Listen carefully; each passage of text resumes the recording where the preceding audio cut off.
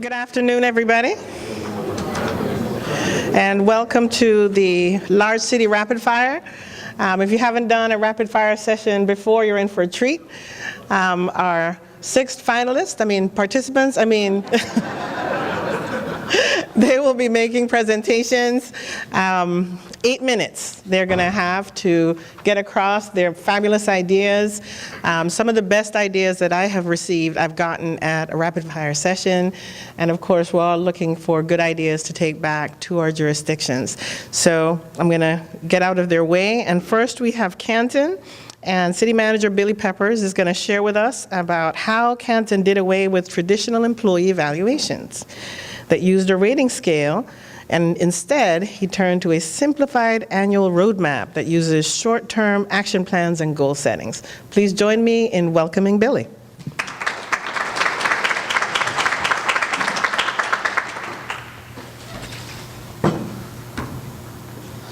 All right, thank you very much. Glad to be here with you today. One of the things that was very important to me when I became the city manager was to know that I had a good team of employees that was working with me through the process. And I've had an opportunity to serve at both the state level in a state agency, work in other local governments.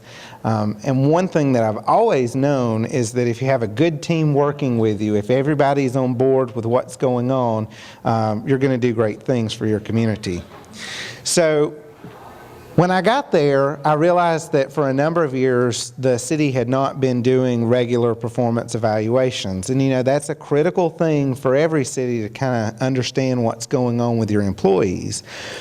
But in speaking with our employees about the evaluation systems, what I quickly understood was that the employee got nervous when it was time for an evaluation. And the reason why they got nervous is you took the employee out of it and you replaced them with a scale. You replaced them with a number. And sometimes when you take the human element out of things and replace it with a number, it doesn't work out as well. We realized that our evaluation system was very time consuming. We realized that, when you're working off of 4 or 5 pages and rating scales that quantified every activity from a 1 to a 5, that just didn't seem to be the best option.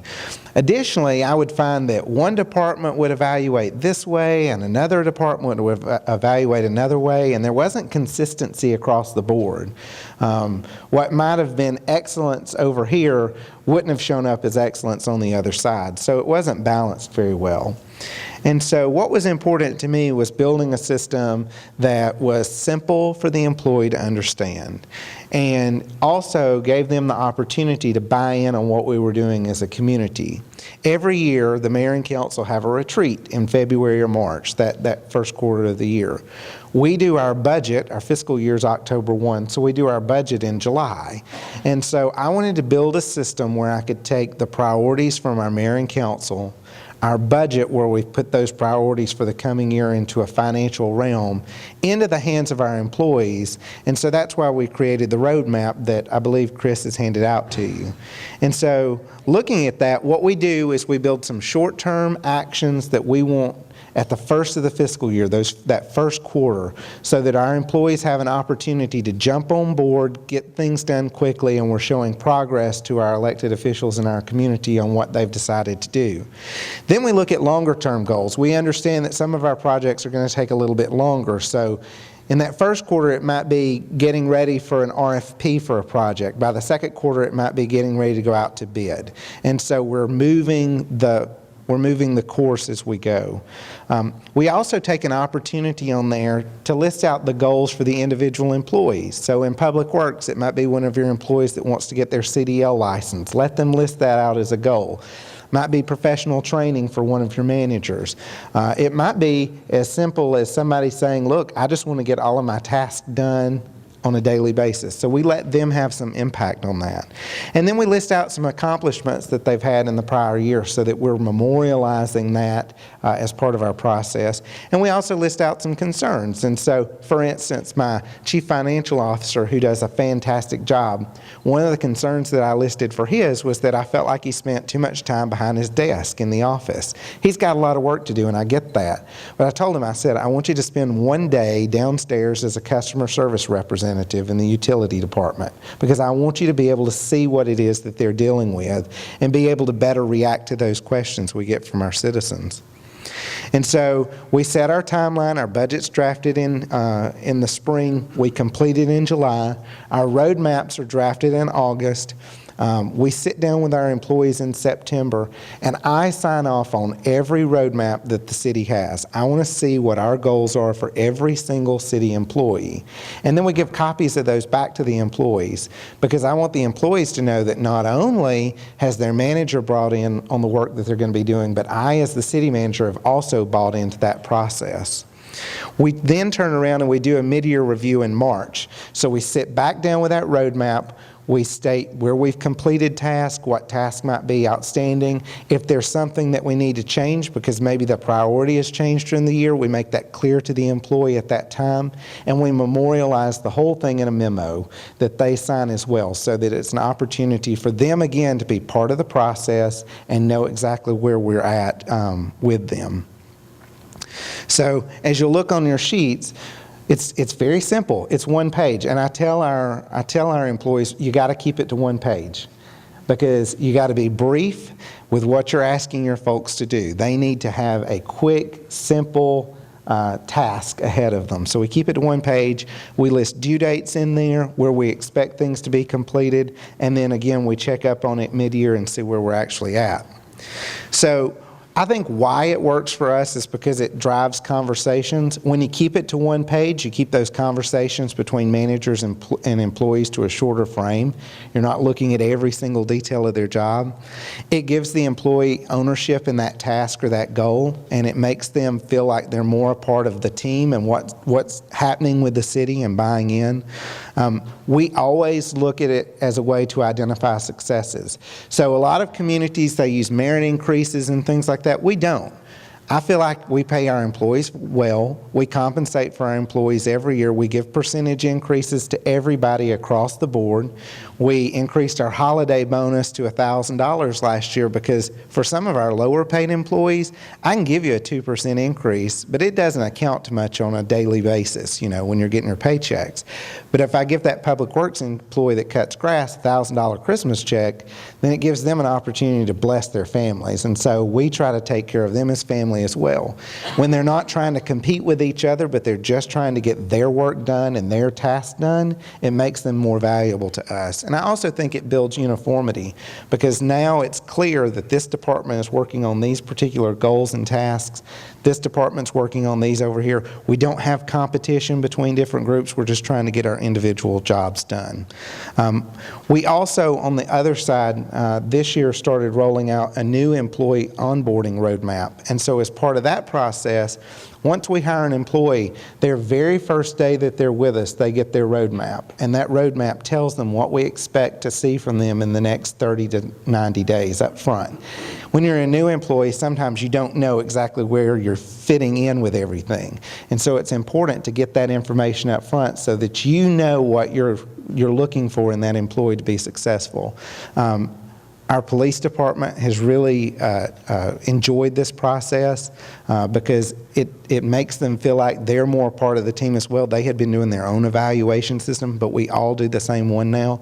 And I keep them with me, and I check on them throughout the week. I check on these throughout the city to make sure everybody's working on those tasks that we've assigned them to, and it's been good for us. So that's our employee roadmap system. I'm happy to send you information on it. I've got some cards with me when we all get finished. Thank you.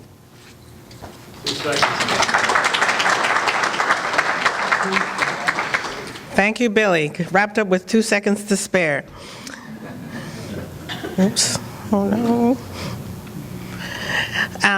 So what we're going to do is have all the speakers make their presentations, and then we'll open it up to questions at the end. Hopefully we have enough time. So in the city of Douglasville, to align with the city's new tagline of Impact That Matters, city leadership has encouraged employees to go outside of their job duties to impact the Douglasville and Douglas County community by volunteering their time. Please join me in welcoming Chelsea Jackson, Assistant City Manager for the city of Douglasville.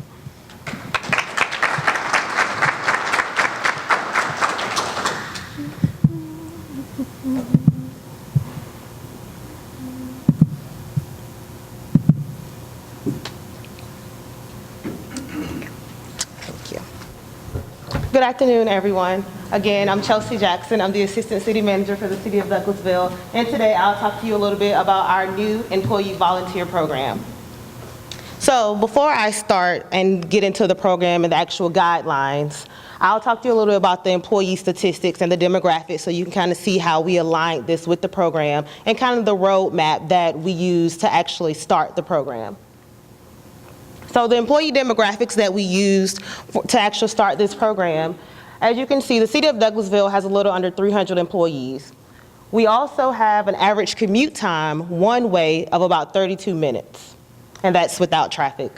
And we have about 115 individuals that are in the millennial population in that generation. So what these demographics basically tell you is that, one, we have a millennial generation that they're flexible, they like their work-life balance, and we also spend a good amount of time in our cars traveling and commuting. And I'm no finance guru or whatnot, but when you think about traveling, that's a little bit, a total of like an hour in a car one way, on top of being at work for about 8 or 9 hours, and the process you have getting ready, going to work and whatnot. That kind of calculates to about half a day that you spend dedicated to work, or that we spend dedicated to work in the City of Douglasville. So senior leadership and city leadership basically got together, and so a little background about actually the City of Douglasville and how we do our volunteer opportunities. Internally, we do a lot of volunteer opportunities. Our HR department, yearly, as you can see on the screen, we do a Wash for a Cure, Wash for a Cause. It's for the Susan G. Komen Foundation, where we have employees that actually wash cars for a donation, and that donation is given to the Susan G. Komen Foundation. That's one way internally how we have our employees volunteer. Also, we have special events. On the screen, you'll see Georgia Cities Week. Every year, we have second graders visit, where our employees volunteer their time during the day, and they basically volunteer their time to oversee 300 second graders in the school system. And that involves having second graders visit and having them visit our police department. We also have our lovely mayor and council, and they do a mock city council meeting and basically show the second graders how government works and how they make decisions, as well as we have our community relations department, and they show them their day-to-day operations of the city as well. So just another example of how we volunteer internally for our city staff. We also do beautification projects to keep Douglasville beautiful. In this particular picture, we did some external beautification for an organization that is located in the downtown Douglasville area. So we did beautification landscaping for them as a group for them throughout the city and downtown. We also do team building exercises. This was a cooking class we did. It was our administration department. We did a cooking class, and basically it helped increase employee morale and team building. Now, the four things that I just described, basically what they have in common is it's a volunteer effort, but it is also us kind of telling our employees to do so. And it's a word that I like to call being voluntold to do it. And of course, we all like to volunteer, but we want to make sure that we're making productive employees as it relates to aiding in their professional development, but also their personal development as well. And so aiding in personal development means also aiding and allowing them to volunteer throughout their day-to-day work opportunities, and allow them to volunteer in things that they like to do as well. So the mission of the Impact program, and you'll see that I'll say impact a lot. We have a new tagline called Impact That Matters. So the mission is basically to encourage employees to go outside of their job duties to assist and create a positive growth in the community in the Douglasville and Douglas County area.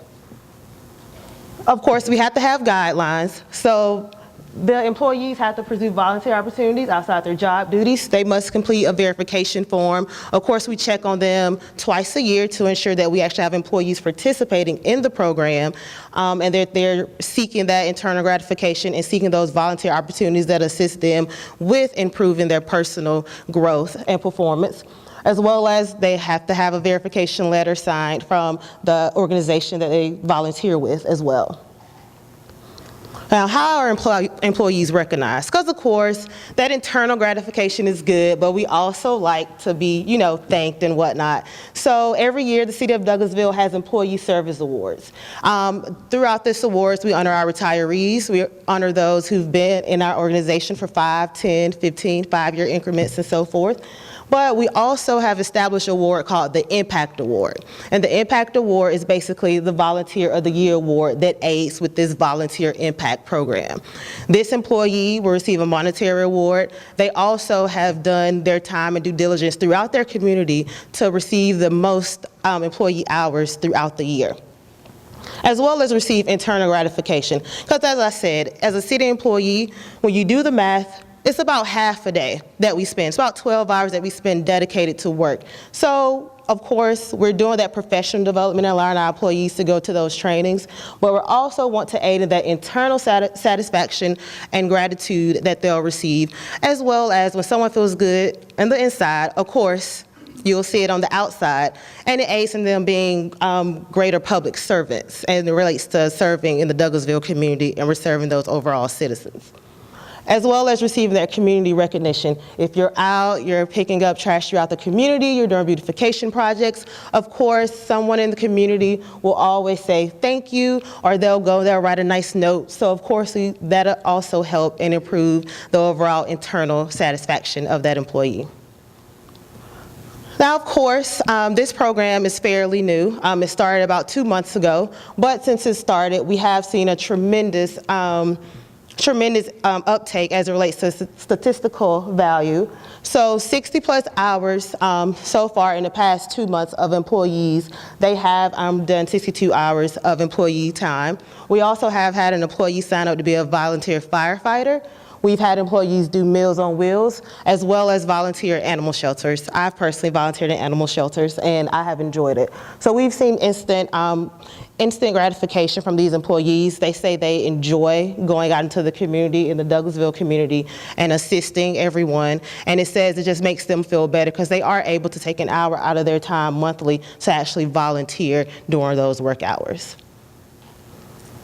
And if you have any questions afterwards, feel free to, I have my cards and I also have my email address up.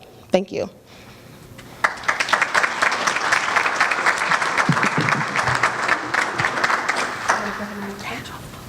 Wait, who's next? Yeah.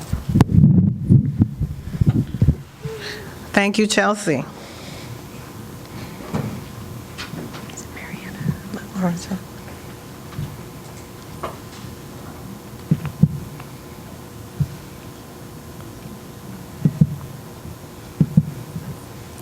All right, next we will hear from the City of Lawrenceville. Yep, Lawrenceville is next. We didn't reassign you, Bill. And hear how they have created a grassroots movement to enhance and sustain the dynamic culture of their community by cultivating a leadership mentality among the city's youth. So join me in welcoming Lisa Sherman, Economic and Community Development Director. Can you guys hear me okay if I don't stand behind here? Good? There's Okay, another great. mic if you want it. Do what? There's a mic. There's Oh, awesome. Okay, wonderful. Great. I'm going to stand over here so I can see my slides up and see what you guys are seeing. I work for the City of Lawrenceville, and I am really, really thankful to be here. I really don't want that. I'm really thankful to be here today to talk with you about the Summer of Impact program. A disclaimer in public sector, no one standing up here is taking credit for this program. All of my leaders, my council members, my city management, they're the ones responsible for enabling us as staff to be able to go out and do things in the community like this program, which I'm going to share with you today. This program is about shaping our future. It's about building a legacy of leaders. It's about engaging our youth. It is human capital infrastructure, and I'm not talking about workforce development. I'm talking about what it takes to make communities vibrant, to make them successful. Who's going to have the relationship with Houston Bass at BB&T when I leave? Who's going to be able to bring together the different aspects of the community in order to successfully build on the foundations we're laying today?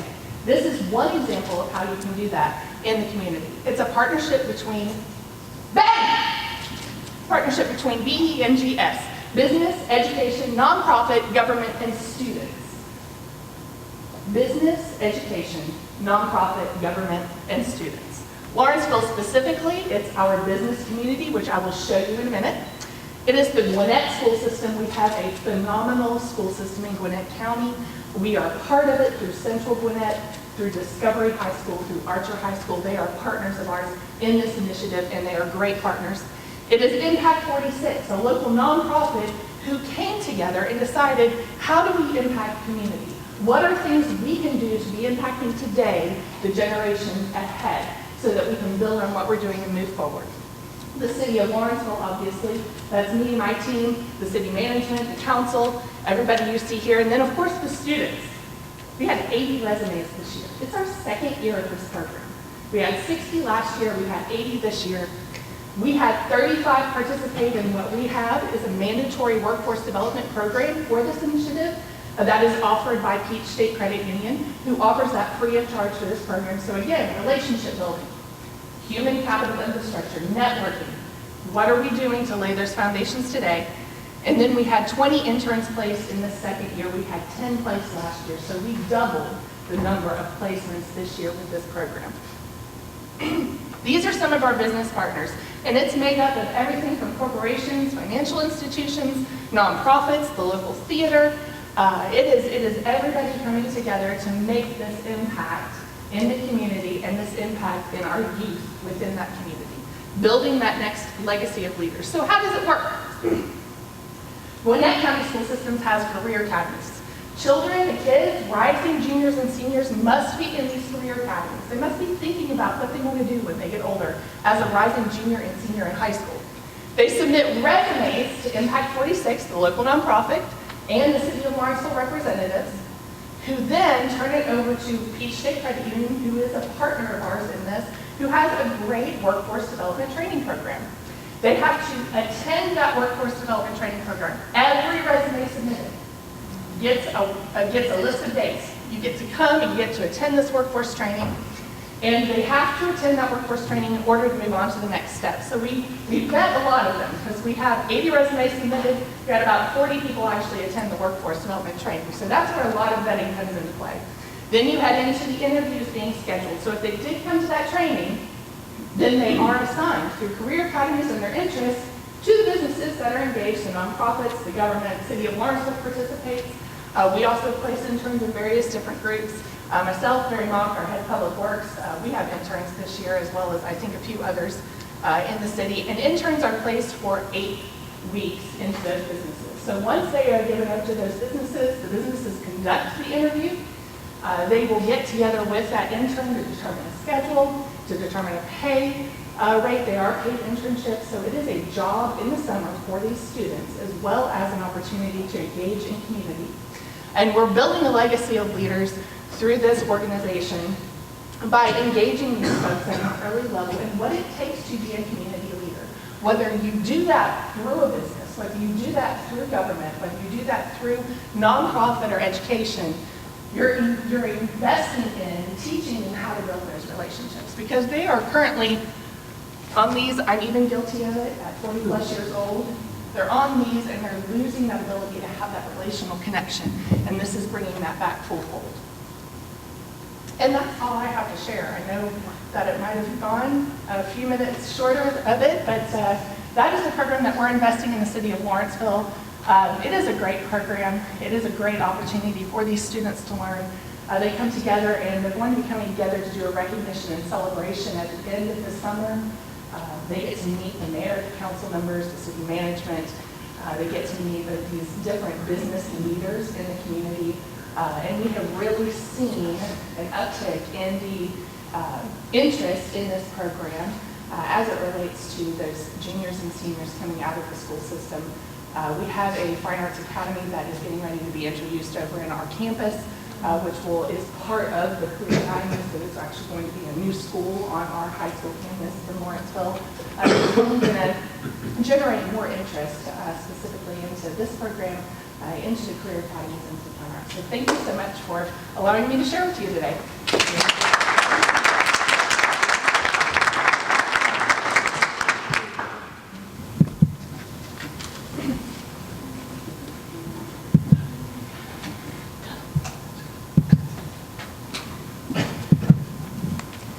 Thank you, Lisa.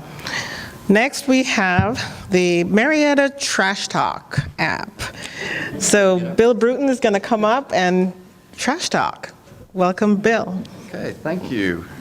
Where'd that microphone go? Let's see, there we go, because I'm gonna walk around too. Okay, so for the next 8 minutes, I'll very quickly get to talk trash with you, so this is gonna be a little bit of fun. Don't get to usually do that, but okay, so this situation that we've got kind of happens all over the place, and that's something that we have to deal with every day as government officials. The one thing that we touch people with every single day is sanitation. And a lot of times they're not happy with what we're doing because of various reasons. There's an actual sign that somebody left out by one of our trash cans. We couldn't tell whether they had put it out late and we didn't get it, or whether we had actually not gotten it. But that's what we always face. So, we went in and said, well, let's deal with it so we can answer those questions. So we came up with automated vehicle location that we've got on all of our police vehicles and fire vehicles. We went ahead and put it on our trash trucks. And so then when people complain like this, we're able to say, well, wait a minute, when did you put it out? And they said, well, I put it out at 8:05. And we said, well, we came by at 8:25. And we can show exactly, we stopped it right on your street, right in front of your house. Well, that helps in some situations. I mean, that really helps a lot. But we still found out that the public, just wasn't happy. They didn't know, what our schedules were. They didn't know when we changed schedules. Like coming up on the 4th, we're all going to change our schedules. And if they haven't looked at what we sent them a year ago, they're not going to know what's going on, or they don't go on the website. So what we decided to do, if this thing will go, there we go. Is we decided to come up with what we call Trash Talk. Now this is similar in some ways to an app that some other people have up in Canada, and we've got a few people in the United States that have it, but we adapted it and made it ours and made it a lot different. The Trash Talk app is something you can actually download for free in either Google or go to Apple, either one. You go on, you enter your address and put your residential address, and that's all you got to do. From that point on, it works and it tells you everything. So you can go in and it'll tell you that your next collection on Thursday they're doing recycling, Friday they're going to do garbage. You can also go in and you can look at yard waste and see when is that going to be, and then you can also go in and you can schedule extra pickups for yard waste and say I'd like to have a big pickup or whatever else. It tells you how much that'll be. It'll tell you when we can come get it, and then you go ahead and schedule it online. You can also go in and you can type in the name of something else. You can say I've got paint made. That I need to deal with. What do I do with paint? And the app will tell you. It'll say, well, if that paint is dry and it's an empty can, basically, you put it in the trash. If you've got a half-full bucket of paint, you can't do that. You've got to go over to the Cobb County Solid Waste Management Facility and take it over there. And then it'll tell you, times that you can do it, when they're open, how much it'll cost. We also have special pickups. A lot of times you might have a refrigerator. You may have something else that you need picked up. Well, instead of calling us, you can go right on the app. You can identify all the different things that we might pick up. Click it. It'll tell you if we do, how much we're going to charge you, and then you can schedule when we're going to come get it in front of your house. If we can't do it, it'll tell you other places you can go to get it done. Here's where we took it a whole different level, and that is you can also go on there and report an issue using citizen request. So you can click on that part of it, and then, basically, you can report anything you want to report in the city. You can report potholes, trees down, street lights that are out. You can report anything that there will be, code enforcement, anything. It gives you actually a tracking number. So you enter what it is, it gives you a tracking number that you can then enter in the computer or on your phone later, and you can see exactly where that issue is. If it's in the sanitation department, street department, it'll tell you who has it, what they're doing with it, what they anticipate as far as when it's going to get fixed. Which is a big help. You can also, down on the right, you can upload photos. So you can be out in the field. If you're just out in the field and you're doing it and you push, there's a pothole right here, it reads your phone and shows exactly where that is on the map. So we don't even have to have you tell us, I'm on this street and I'm 200 feet down. It tells exactly where it is. If you want to upload the photo with it, you put a photo right on it too. So it'll track it that way.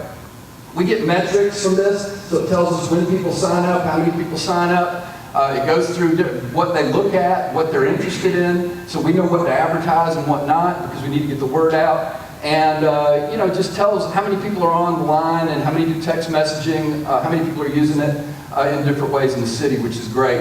The thing I'm the most happy about on all of it, and this is from yesterday looking at it, we actually, on the Apple Store, we've got 5 stars from our citizens, and out of a 5, we've got a rating of 4.9. I don't know anything else we can do. We're going to get a 4.9 out of 5. So we're exceedingly happy with that, and all the reviews are wonderful. So it's ended up working out just like we hoped it would. And thank you very much for the time.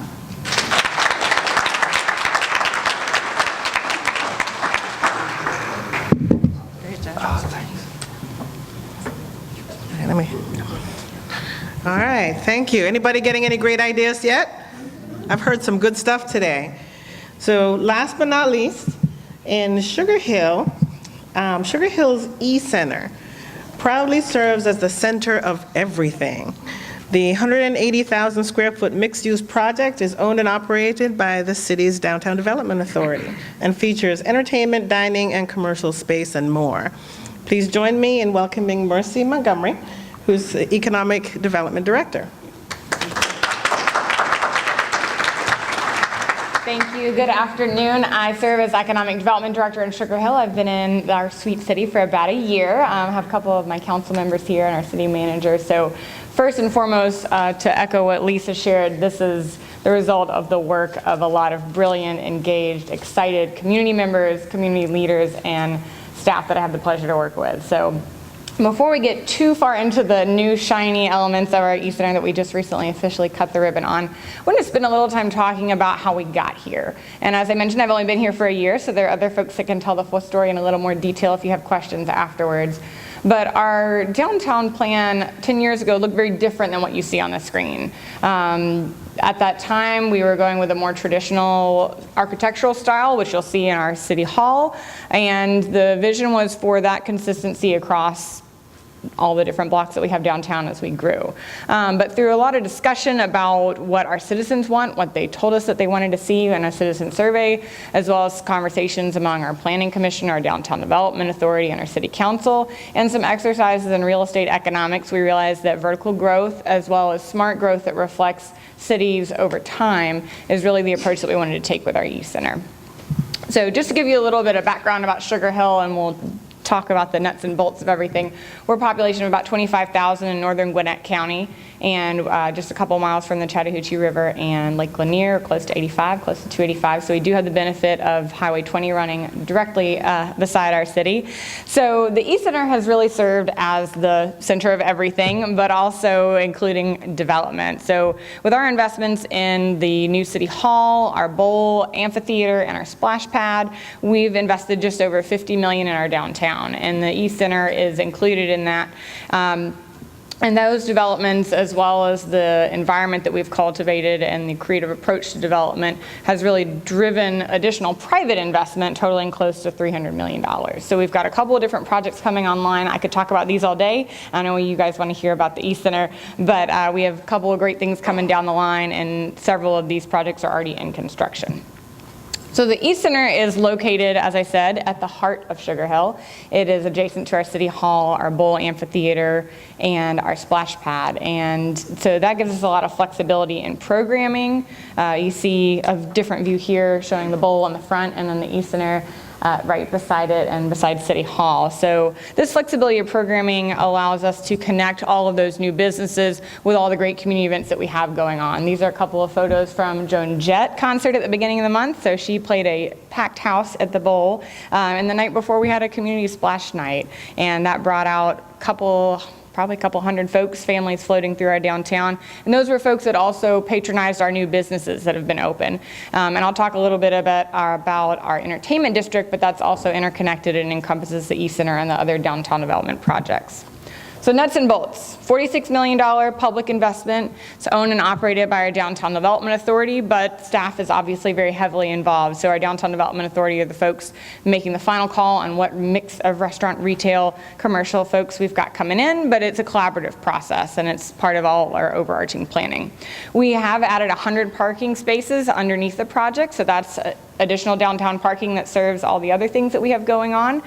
In total, about 180,000 square feet, 40,000 of which are commercial space, so restaurant, retail, Class A office space. We also have a community gymnasium, which I'll talk a little bit more about, and our Eagle Theater.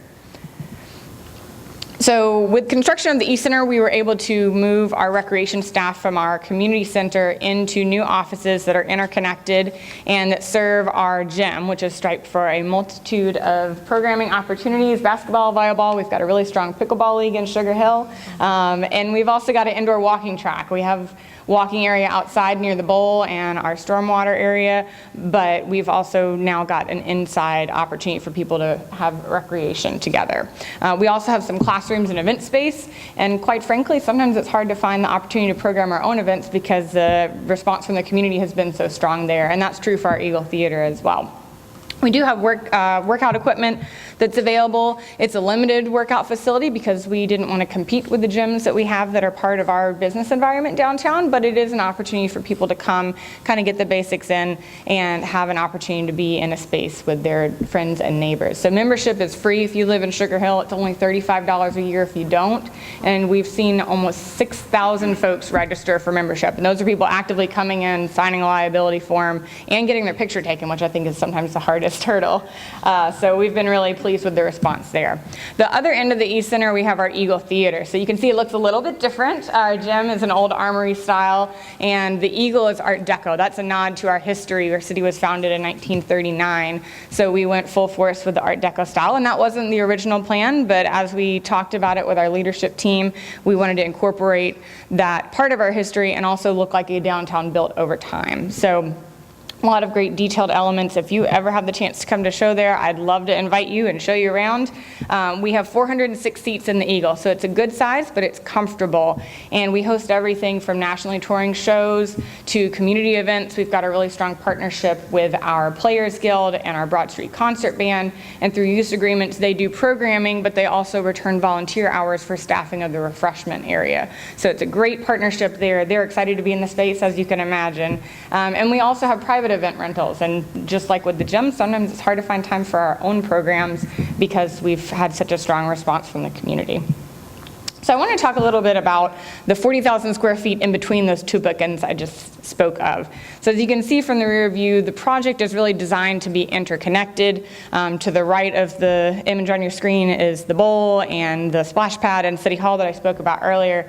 But the rest of the plaza is designed for you to be able to drop off a friend or family member at the gym, go next door and grab a drink or some food, walk to the splash park with your kids, and really be able to enjoy downtown fully with all that we have to offer. It's also part of our downtown entertainment district, which we've affectionately dubbed the Shine District, which stands for Sugar Hill's intersection of neighborhoods and entertainment. It's also a nod to our history as a moonshining community. So we're having a lot of fun with branding there and working on rolling out a full comprehensive plan. But you can see in the photo to the right, one of our newest restaurants has incorporated that history into a mural. So we've got a good mix. We're about 70% or so leased right now, working on finding our final tenants for a rooftop bar, second floor restaurant. We've got a coffee cocktail bar that also serves breakfast, lunch, and dinner, and some French pastries, which is dangerous because it's right beside City Hall. We've got a pizza restaurant. We have a couple of retail spaces, and we're working to fill out the rest of the mix with opportunities that will really support what our industry mix is already, and give our residents a chance to come together and enjoy all of those pieces and unique experiences together. So wanted to close with this additional view of our downtown. As you can see, the East Center is our anchor, but we've got a lot of great other things coming in down the line, and this is really representative of folks recognizing the investment that we've made and the creative thought that's been brought to this project and being attracted to that and wanting to locate it in Sugar Hill. So it's great for economic and community development, and we'd love to invite you guys out to come visit. If you can follow us on Facebook, Instagram, and Twitter to stay updated, and our contact information is there. Thank you.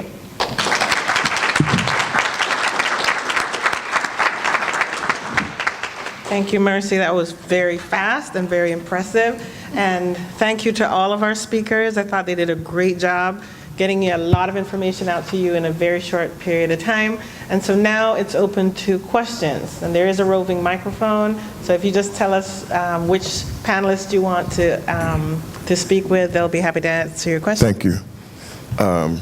Councilman Thomas, City of Stockbridge. Mrs. Jackson, is the volunteer time only on the weekend? Yes, it is on the weekend as well. So no weekdays? It is during the weekday. So once a month, they can take an hour from their actual employee time, work time, and volunteer. But they can also volunteer during the weekends as well. So how do you monitor when they leave the workplace? So what they have, we have a volunteer verification form. So when they go to the actual organization, the person who is overseeing that volunteer work has to sign off on the work and show that that they gave you volunteer work, how many hours they did, that the person was there, and they verified that information. Okay, thank you. One last question to Lawrenceville. The Impact Award, are they given per period? Are there more than one award for several employees or students? The Impact Award. Well, it's an internship program, not an awards program, and the students are interviewed and selected by the businesses or the nonprofits that choose to employ them over the summer. And so they are awarded an internship for the summer that is a paid internship by the business or the organization that chose to interview them and offer them up that job or that employment at their organization through the guise of the Summer of Impact program as an internship, a paid internship. So what happened with those students that are not selected? The students that are not selected, if they aren't selected, they have the opportunity to try again in their senior year, their juniors. They also have the opportunity to try as a graduated senior, again in that area. Notwithstanding, they're continuing to be enrolled in the career academies through the school system and continuing to find opportunities elsewhere. This is just one program of many that are available to the students within the Gwinnett County school system. It's just one that Lawrenceville has chosen to focus on and engage again to try and create and sustain that infrastructure of relationship building. And I can't emphasize that enough. And I'll use an example really quickly and then give up the microphone. And I'm going to embarrass our city manager here for a minute. But I was talking with a colleague of mine over at the city, and our city manager, Chuck Worthington, who is here in the room today, we were talking and admiring the fact that no one at the city could do what he does, which is able to unlock the potential through the relationships and the connections that he has to bring about things in our community, such as a $200 million private 35-acre development project. And it was the result of hard work, it was the result of knowledge and education that he has, but it was also those connections, those relationships that he had fostered over his career. And what we're trying to do is gather that and build that up for the city of Lawrenceville, for the business community that is engaged in this program, and really build up the human capital infrastructure, the relationship building that is necessary and essential. It's the intangible to the bricks and mortar.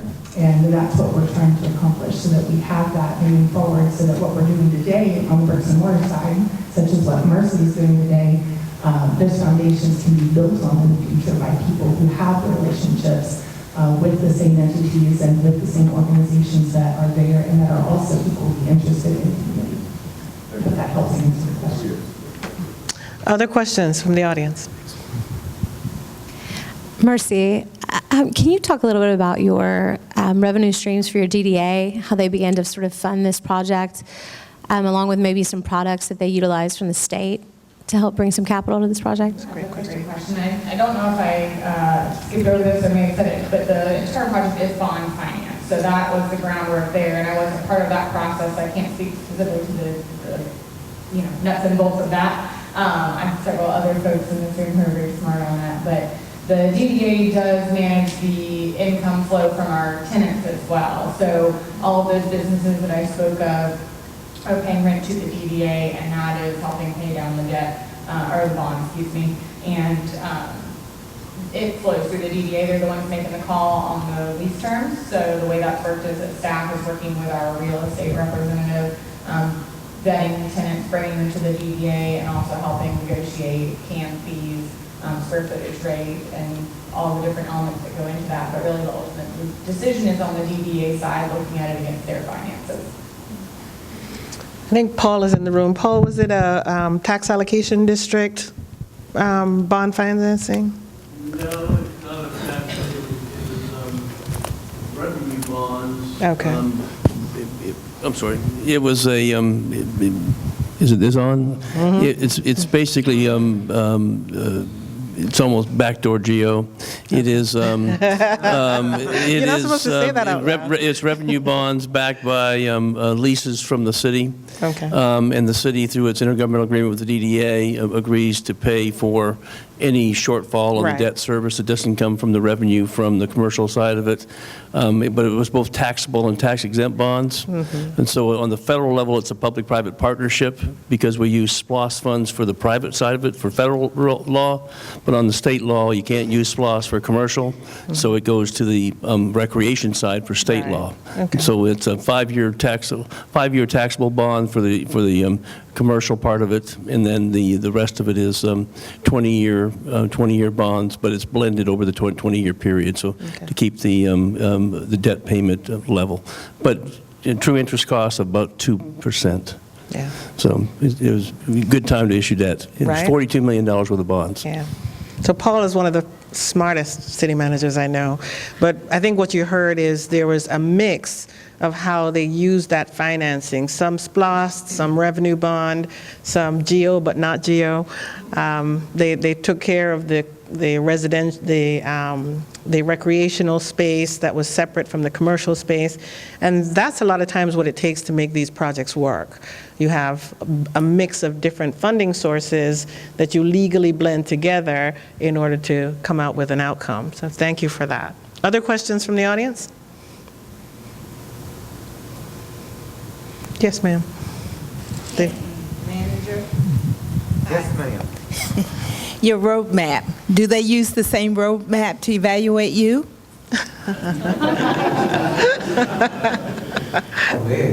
Oh, okay. And I'll tell you why, I think you'll find that most city managers have a hard time getting a good evaluation. Not good as in they're not doing a good job, but good as in it's hard to get feedback from your elected officials sometimes on the work that you do. And so I know, at least in my position, the best feedback I can give is that we're doing the right thing. And I think as long as we keep the employees moving forward, that's good. I've got an elected official in the room, so hopefully she's got a copy of it. You're listening? Well, I'm sure he'll get a great one anyways. Also for Douglasville, if I may, how do you volunteer? So, How does that work? Yeah. means that my definition of it is that it's something that you can volunteer for, but you have someone on the other end that's kind of a higher level than you that's gonna tell you to do it. You can spell their telling you. Strongly encourage, right? Strongly encourage. Yeah, but is that on your end or their end that you have to follow? And it's a great program, but I'm wondering if they're off, and you so eloquently put it, half the day is spent working and commuting back and forth to work. So how do you encourage them to give up the other half or a quarter of that to volunteer? So for this program, our whole thought process of it is, like I said, internally we have a lot of events where I'll give my example that I always do. So at the end of my PowerPoint slide, there was someone who was digging in the dirt. That was me. I'm not a green thumb person, but I did volunteer. I necessarily enjoy doing it because I don't like to be dirty. But I like being in the inside. I like being a big brother. I like being a big brother, big sister part of that program. So I would much rather spend my time volunteering, being a big sister to someone. But so it's like encouraging them to do something that they like to do more so. Yeah. If that makes sense. So you've been in it 2 months? Yes, 2 months, and we've already seen about 60+ volunteer hours from our employees. They turn their verification form to us monthly, or we try to get it at least twice a year, but a lot of individuals do give it to us at least monthly. And so they turned it in, and I started counting the hours as well as we see exactly what they've been doing. And I was just so shocked to see someone who's actually a volunteer firefighter. We have some individuals just saying the Meals on Wheels. And then I really don't like animals that much, but I decided to go above and beyond and actually volunteer at the animal shelter. Yes, I try to leave. Yeah. An hour? So we provide an hour if you volunteer in the Douglasville, Douglas County area, so actually affecting the community that you work for. The city provides an hour a month of your time that you can do throughout your, like 8 hours a day, a month that you can provide. Other than that, it is on your own time. But do you hope that in addition to that, on your time, that they will do some of their own time? Right. Yes, that's part of the goal. Yes, ma'am. So the hour is sort of an incentive. Yes, it is an incentive. Other questions for any of our panelists? All right, thank you all very much for coming. They're all going to be available and their presentations are available as well.